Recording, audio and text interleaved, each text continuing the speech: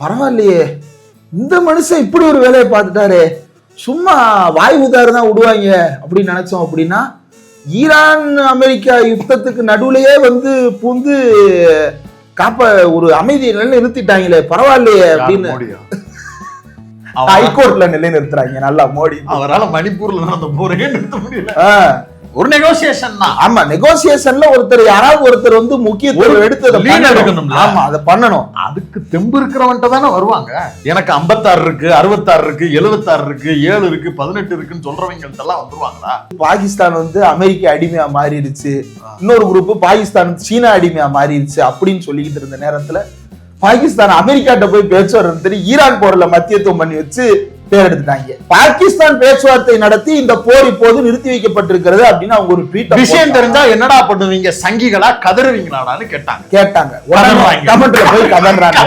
ஐயோ ஐயோ, அந்த அறிவு கேட்டவங்களா? ஈரான் தரப்புல இருந்து வந்த விளக்கத்தையும் உங்க அப்பா சுப்பிரமணிய சாமி போட்டதையும் எடுத்து வச்சு இப்படியாமேடா அப்படின்னு கேட்டதுக்கு பாகிஸ்தான் தொடர்பு, திமுகவுக்கும் பாகிஸ்தானுக்கும் என்ன ஒரு பிணக்கம் பார்த்தீர்களா? அந்த போர்டுல போடுங்கடா. சுப்பிரமணிய சாமி போட்ட ட்வீட் தான் சல்மா போட்டாங்கன்னு போடுறா. ஏய், நீ தைரியமான ஆள்தான்டா, போடுறா. தைரியமான மதுரைக்காரங்களோட போடுறா. இது எப்படிப்பட்ட ஒரு பாகிஸ்தான் நல்லா விளையாண்டா எந்திரிச்சுன்னு கைதட்டுற ஊரு. நீ எப்படிப்பட்ட ஆளு? பாகிஸ்தான் தோத்து போயிட்டா பாகிஸ்தானி எரிச்ச மாதிரி சந்தோஷப்படுற ஆளு. நாங்க அப்படி கிடையாதுடா, நாங்க மனுஷனா வாழ்றோம்.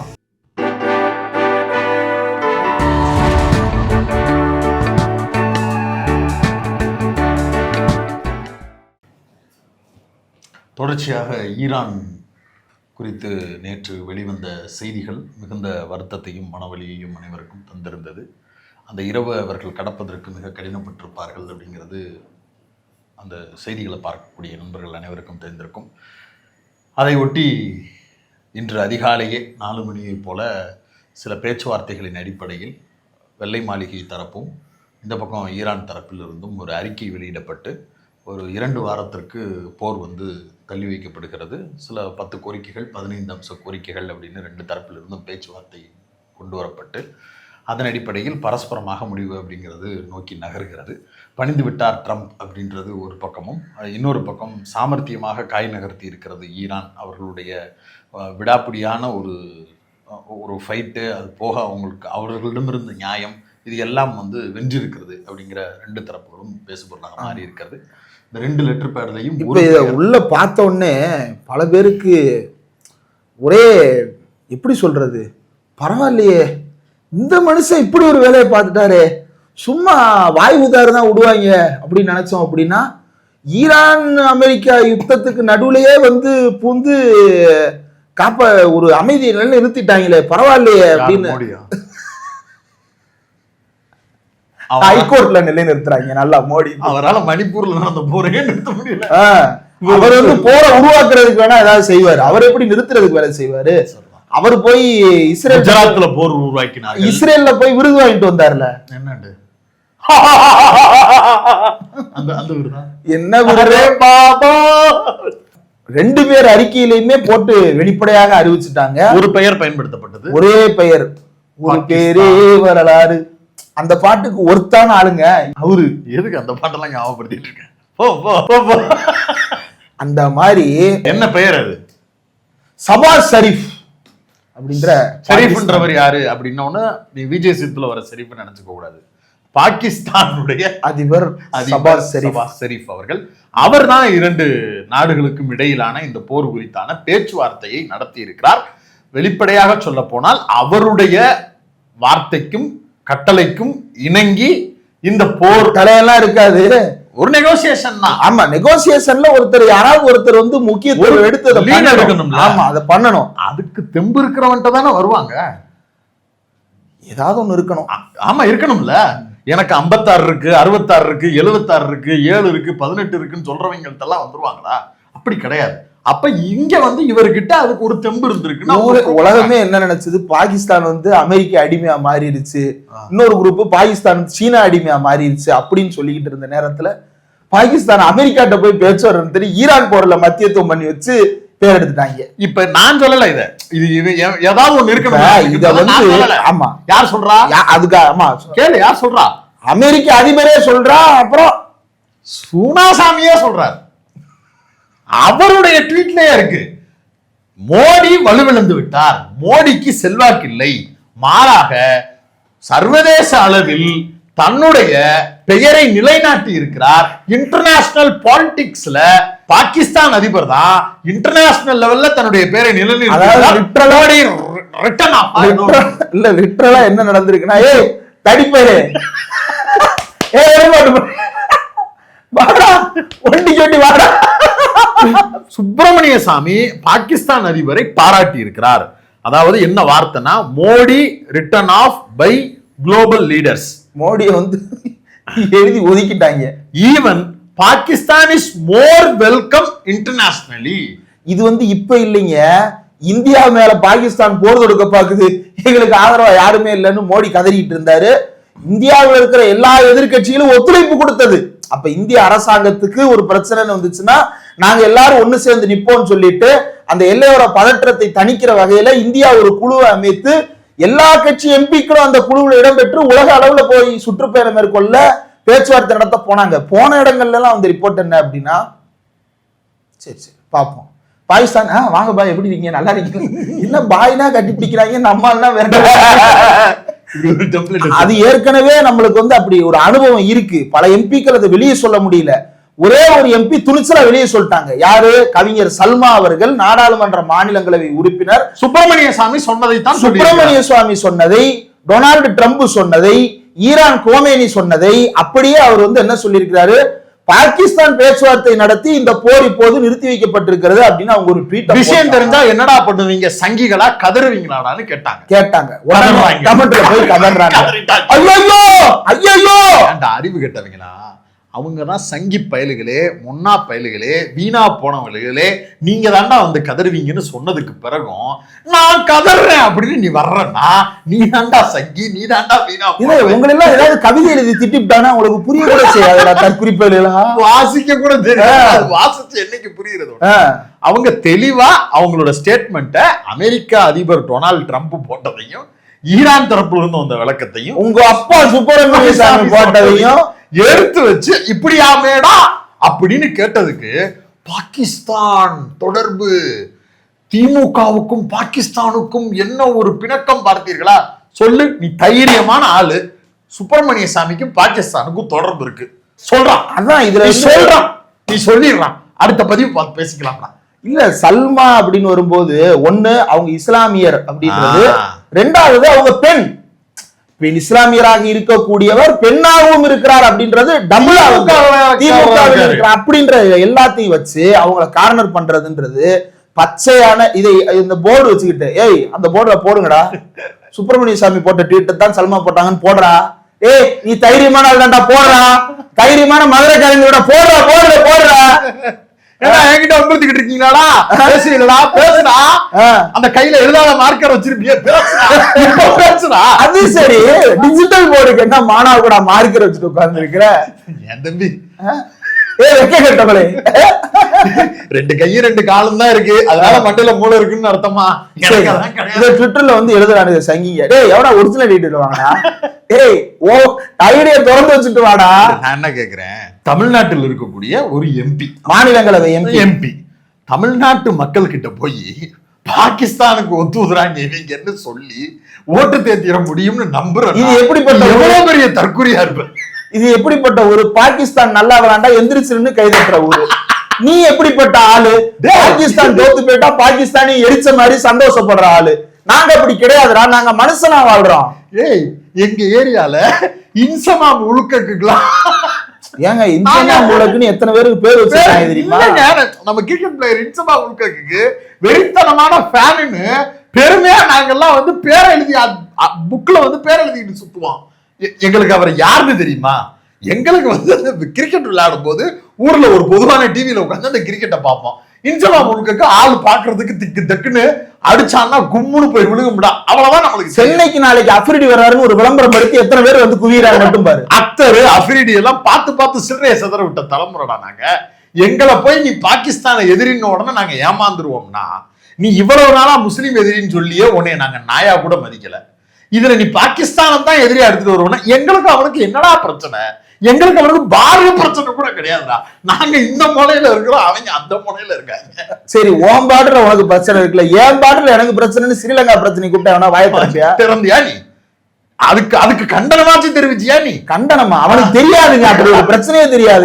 கொடுத்தது தானே பேசிக்கிட்டு தானே இருக்க. என்னமோ நீ இன்னமும் மீனவர்களுக்கு எல்லை ஓரங்கள்ல பாதுகாப்பு இல்ல, வளைய பிச்சு போடுறான்னு குற்றச்சாட்டு வச்சுச்சுன்னா அதெல்லாம் அப்படித்தான் இருக்கும் அப்படின்னு பேசுறவன் தானே நீ? இல்ல அந்த பகுதியில் இருக்கக்கூடியவர்கள் தொந்தரவு கொடுக்குறான்னா அவனாச்சும் புறக்கணிச்சு அவனுக்கு எதிராக ஒரு கண்டன அறிக்கையாச்சும் கொடுத்திருக்கிற நீ?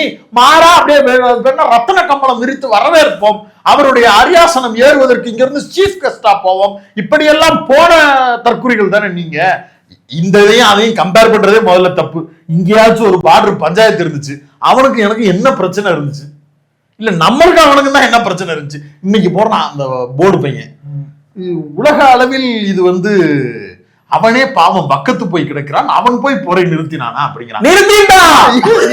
இரு, அவர் நிறுத்தலன்னு வச்சுக்க, அவன் தான் பக்கத்து போயிருக்கான்ல, அவனையே ஒவ்வொரு வருஷமும் எலெக்ஷன் வரும்போது சண்டைக்கு வா சண்டைக்கு வா சண்டைக்கு வா நீ கூப்பிட்டுக்கிட்டு இருக்க. அதை மட்டும் சொல்லு. அவன் தான் பக்கத்து போய் பொருளாதாரம் எழுதிவாங்க. நீ சரியான ஆளு. இந்தியாவுக்குள்ளேயே பாகிஸ்தான்ல பாதி இருக்குன்னா, பாகிஸ்தான்ல இந்தியாவுடைய நிலப்பரப்பு இருக்குன்னா வீடியோ எல்லாம் போடுறான் பிளாகர்ஸ். 56 இன்ச்சை விரிச்சுக்கிட்டு போய் நின்னு பக்கத்தை வந்தானே அவன் கிட்ட போய் நின்னு சண்டை போட்டு நீ வாங்குற. துறந்தர படம் எடுத்தா மட்டும் பத்தாது, துருத்தி அப்படி போய் நின்னு அப்படி கைய பிடிச்சு இழுத்துட்டு வரணும். எத்தனை துறந்தர் உள்ள வச்சிருக்க? நீ தானே சவால் விடுற. அத்தனை துறந்தர்ல ஏதாவது ஒரு துறந்தர் அவுத்து விடு. 6000 கோடி கள்ள நோட்டை இறக்க போறாங்கன்றதுக்காக கருப்பு பணத்தை நிப்பாட்டினாங்களாம். 6000 கோடி கள்ள நோட்டு அடிக்கிறேன்னு கண்டுபிடிச்சல, எங்க அடிச்சாங்க கண்டுபிடிச்சு அந்த இடத்துல வச்சு அவங்க லாக் பண்றதுக்கு உனக்கு பாக்கு இல்ல குமார். அந்த படத்துலயே அந்த இடத்துல வச்சு எரிச்சிருவாங்க. அப்புறம் என்ன நீ என்னடா நீங்க ப்ரொபகண்டா எடுக்கிறியா, எக்ஸ்போஸ் படம் எடுக்கிறீங்களா? அதாவது 6000 கோடி கள்ள நோட்டு பாகிஸ்தான்ல அடிச்சான். எங்க இருக்கு பணம்? எங்க வரப்போகுது? தமிழ்நாட்டு இந்தியாவுக்கு வரப்போகுது. வரல. அப்ப இப்ப எங்க இருக்கு? பாகிஸ்தான்ல இருக்கு. அப்ப பாகிஸ்தான்ல இருக்கக்கூடிய பணம் உள்ள வந்துடக்கூடாதுன்றதுக்காக ஒரு மாஸ்டர் ஸ்ட்ரோக்கு ஒரு வேலை பார்க்கணும். இல்ல, பாகிஸ்தான்ல இருந்து வராம தடுக்கணும் என்ன பண்ணணும்? எந்த வழியா வருது? ரோடு வழியா வருது. அப்ப ராணுவத்தை வச்சு நிப்பாட்டி இருக்கலாம். அது சில நேரங்கள்ல கப்பல் வழியாவும் கொண்டு வந்துடுறாங்க. இங்கிட்டு லெஃப்ட்ல இண்டிகேட்டர் போட்டு ரைட்ல இவங்க படைகள் தான் இருக்கு. அதாவது நீ கோடி கோடியா செலவு பண்ற ராணுவத்தை வேலை வாங்கி பார்டர்ல வச்சு நிப்பாட்ட மாட்ட. நீ கோடி கோடியா செலவு பண்ற கஸ்டம்ஸ வச்சு பார்டர்ல வச்சு நிப்பாட்ட மாட்ட. எல்லாத்துக்கும் காசை அழுதுட்டு இருக்கிற காசையும் புடிங்கிட்டு விடுறதுக்கு எங்க தலையில நான் போய் எழுதுவேன். அதுல கூட நீ ஒரு லாஜிக் வச்சுக்கிற. ஏன்னா இங்க இருக்கிறவன்ல பல பேர் அவனுக்கு வேலை பாக்குறான். அதனால இங்க இருக்கக்கூடியவனுங்களே பழைய காங்கிரஸ் ஆட்சியில இருந்தவனுங்க இப்படி எல்லாம் வேலை பார்த்து கொடுப்பானுங்கிறதுனால உன்னால பார்டரை கூட கவனிக்க முடியாத அளவுக்கு ரொம்ப பாவம் நீ புரிஞ்சுக்கிறேன். ஏன்னா அதிகாரிகள் பூரா கரப்டட். மோடிஜிக்கு மட்டும்தான் பவர் இருக்கு, ஆனா மீதி எல்லாரும் கரப்டடா இருக்காங்க. சிவந்த கண்களை வச்சு ஒண்ணும் செய்ய முடியல. ஐயோ என்னுடைய தாயாருடைய கைகள் கட்டப்பட்டிருக்குன்னு சொல்லிட்டு என்ன பண்ண? அர்த்தராத்திரியில எல்லார் வீடியோலயும் எங்க தாலி அறுத்த. என்னன்னு அறுத்த? பணத்தை பூராமே செல்லாதுமே அப்படின்னு. நான் என்ன நினைச்சேன், சரி கரன்சி உள்ள வந்துருச்சு, அது புழக்கத்துக்குள்ள நம்ம அண்ணாச்சி பெட்டி கடைக்கு காசு கையில வரப்போகுது. அந்த நேரம் பார்த்து மோடி கபால்ல சட்டை சாத்திட்டாரா, இனி அந்த பணம் வராதுடா, தடுத்து நிறுத்திருச்சுன்னு நம்பிக்கிட்டு இருந்தேன் குமார். இந்த துரந்தர் படத்தை பார்த்த உடனேதான் தெரியுது அந்த பணம் கராச்சியில இருந்தே வெளியில வரல.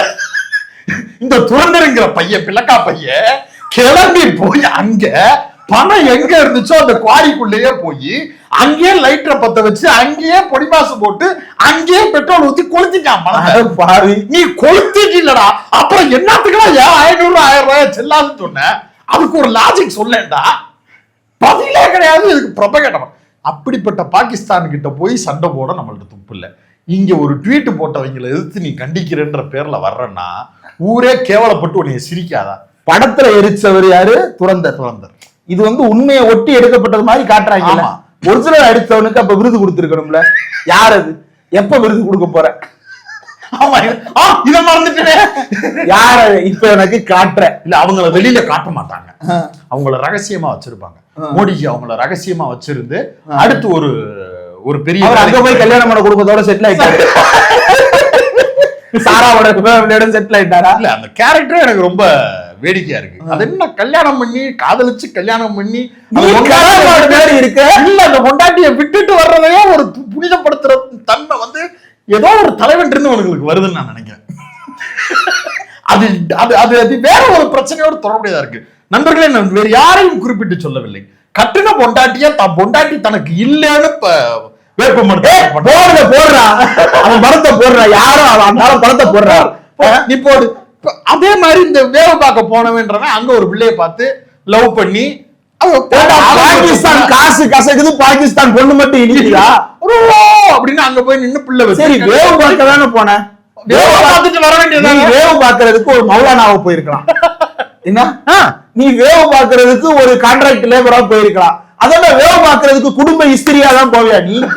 நம்பகத்தன்மையை பெறுவதற்கு. சரி, பிள்ளை பக்காம யாருடா அப்ப ஜிகாது பண்றா, லவ் ஜிகாது பண்றா? நீ தான் என்னவோ பண்ணிட்டு இருக்க கிறுக்கு போயிரு. பாகிஸ்தான்ல இருக்கக்கூடிய ஒரு இஸ்லாமிய பெண்ணை ஏமாத்தி கல்யாணம் பண்ணி ஒரு குழந்தைய கொடுத்துட்டு எந்தவித குற்ற உணர்ச்சியும் இல்லாம வெளியில வந்துட்டு இத ஒரு பெருமனு வேற. நீங்க தானங்க அந்த பெண்களுக்கு இஸ்லாமிய பெண்களுக்கு பாதுகாப்பு மசோதாக்களை பூரா கொண்டு வந்தது நாங்க தான், தீர்ப்பு கொடுத்தது நாங்க தான் பெரும். ஆமா, இப்படி படம் எடுத்து வைக்கிற என்ன சொல்ல வர? ஒரு லைன் ஆஃப் ஆர்குமெண்ட்ல ப்ரொபகண்டா பண்ணுங்கடா, எல்லா உங்களை நீங்களே குழப்பிக்கிறாங்கடா. அதான் அதை பத்தி எந்த யோசனையும் இல்லாம கூச்ச நாச்சமும் இல்லாம அந்த படத்தையும் ரிலீஸ் பண்ணி அதை வச்சுக்கிட்டு ஃபயர் விட்டுக்கிட்டு தெரிஞ்சானுங்க. அதை என்ன கர்மத்துக்கு இப்ப எடுத்தானுங்க, என்ன கர்மத்துக்கு இதை இப்போ ஹிட் ஆக்கிட்டு இருக்கானுங்கன்னு யாருக்கும் தெரிய மாட்டேங்குது. தமிழ்நாட்டில் இருக்கக்கூடிய ஆகப்பெரும் தற்கொலைகள் பலவுமே கூட உள்ள போய் நின்றுகிட்டு ஃபயர் விட்டுக்கிட்டு ஒருவேளை மோடி இதுக்காகத்தான் அதை செஞ்சிருப்பாரோ அப்படின்னு நம்புறானுங்கன்னா, இவனுங்களெல்லாம் 5 வருஷம் கழிச்சே இந்த செய்தியெல்லாம் சொல்லும் போது வேறையா கதை சொன்னா ஓன்னு நம்புறானுங்கன்னா, புராண இதிகாசம்ன்ற பேர்ல நம்ம மேல ஏத்தி இருக்கிறதா என்ன மாதிரி மேட்டரா இருந்திருக்கும். 2000 வருஷத்துக்கு முன்னாடி வேற மாதிரி அதெல்லாம் எப்படி நீ நம்புறேன்றத நான் இன்னைக்கு தான்டா நம்புறேன். எனக்கு இப்பதான்டா புரியுது. உனக்கு அப்பயே ராமாயணத்துல அது பேர் என்ன சர்ஜரி, பிளாஸ்டிக் சர்ஜரி பண்ணானுங்க, பென்ட்ரைவ் எல்லாம் அப்ப இருந்துச்சு, அது ஏபிடி பார்சல் சர்வீஸ் எல்லாம் இருந்துச்சுன்னு நீ சொல்றதெல்லாம் எப்படி உனக்கு நம்பியிருக்காவே எடுத்து கண்ணு முன்னாடி நடந்துச்சுடா. நடுத்தரவுல நின்னவனுங்களே இப்ப நம்புறான். ஓஹோ, மோடி அவங்க அப்பத்தான் செத்து இருக்காங்க. என்னடா எதுக்குடா பயிர் விடுறீங்க? யாரா நீங்க? இப்படி ஒரு நிலைமையை நோக்கி போய் கொண்டிருக்க. நீ சல்மாவை பத்தி பேசுறதுக்கு அந்த அம்மா கவிதை எழுதி திட்டிட போறாங்கடா, உங்களுக்கு புரியாதுடா. அதனால இன்னும் கொஞ்சம் படிச்சுட்டு வா, தெரிஞ்சுக்கிட்டு வா. சுப்பிரமணிய சாமியை தெம்பு இருந்தா இப்ப நீ திட்டு, அதற்கு பிறகு நம்ம பொலிட்டிக்கலா அறிக்கை. தமிழ்நாட்டின் சூனாசாமி ஒருத்தர் இருக்கிறாரு, வாயை திறந்தாலே எடப்பாடி பழனிசாமி தானே? அது தமிழ்நாட்டின் சூனாசாமி கிடையாது. அந்த போர்டு வச்சுட்டு ஒருத்தன் கத்திக்கிட்டு இருப்பான்ல, கிரிக்க மாதிரி கத்திக்கிட்டு இருப்பான்ல, அது போர்டு இல்லாம கத்திக்கிட்டு இருக்காரு.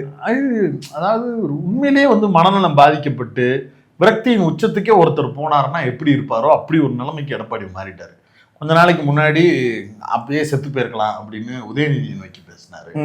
இப்ப அவர் என்ன பண்ணிட்டாரு, நீ ரொம்ப வருஷம் நல்லா இருப்பா திருப்பி விட்டா, நீ நல்லா இருந்தாலும் பரவாயில்ல, நீ பொதுச் செயலாளராகவே இரு, அப்பதான் எங்களுக்கு ரொம்ப நல்லது அப்படின்ட்டாப்ல. இப்ப என்ன பண்றதுன்னு தெரியல. இப்ப ஸ்டாலின் உங்களுக்கு பார்ப்போம். ஸ்டாலின் கொரோனா டைம்ல ட்ரெஸ் எல்லாம் மாட்டிட்டு கோயம்புத்தூர்ல இருக்கக்கூடிய ஒரு மருத்துவமனையில உள்ளேயே போய் கோவிட் பாதிக்கப்பட்ட மக்களை சந்திச்சார். அது அந்த நேரத்தில் பலராலும் பாராட்டப்பட்டது.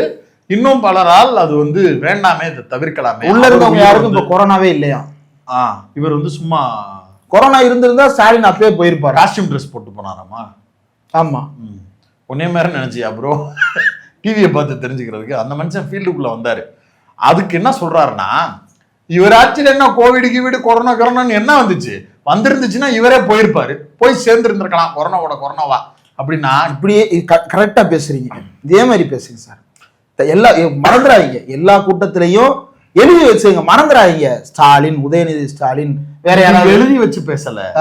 இது போன வீடியோல பேசும்போது சொன்னோம்ல, தெருவுல உட்கார்ந்து இருக்கிற பொட்டிக்கடையில் உட்கார்ந்து கிளவி, ஊர்கிழவி, அந்த ஊர்கிழவி பேசக்கூடிய இயலாமை ஆற்றாமையிலிருந்து வரக்கூடிய பேச்சு. குடும்பத்துல நல்ல வயசானதுக்கு பிறகு சொந்த பந்தம்லாம் மதிக்கலைன்னா ஒரு பேச்சு வரும் தெரியுமா? அது என்னன்னா மதிக்கணும், எல்லாரும் மதிக்கணும், மறுக்கலை.